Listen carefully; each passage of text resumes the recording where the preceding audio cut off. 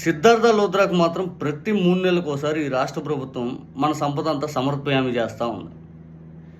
సిద్ధార్థ లోద్రా ఇప్పుడు మన కొత్త అల్లుడిలాగట్టు ఉంది. ఎందుకంటే తెలుగు సంప్రదాయం ప్రకారం పండక్కలకి పబ్బాలకు వచ్చినటువంటి కొత్త అల్లుడికి సకల మర్యాదలు చేసుకుంటూ ఆయనకి సకల గౌరవాలు ఇచ్చుకుంటూ కొత్త బట్టలు పెట్టేసి అన్ని విధాలు గౌరవిస్తూ ఉంటాం. అట్లా సిద్ధార్థ లోద్రా మన దగ్గరికి అట్లా హీరింగ్కి వస్తే చాలు 10 లక్షల పైన చెల్లిస్తూ ఉన్నారు. దాదాపు 23 నెలల కాలంలో సిద్ధార్థ లోద్రాకి 11,42,00,000 సమర్పించారు. 11,42,00,000 జనాల సొమ్ము. ఆయన వాదించింది ఏంటి అంటే చంద్రబాబు నాయుడు గారు పెట్టినటువంటి అక్రమ కేసులు ఉన్నాయి చూడండి, అవి వాదిస్తూ ఉంటాడు. ప్రభుత్వ ఉద్యోగులకైనా 1వ తారీఖు జీతాలు మాత్రం పడవు, కానీ సిద్ధార్థ లోద్రాకి మాత్రం టైం టెన్షన్గా డబ్బులు ఇస్తూ ఉన్నారు.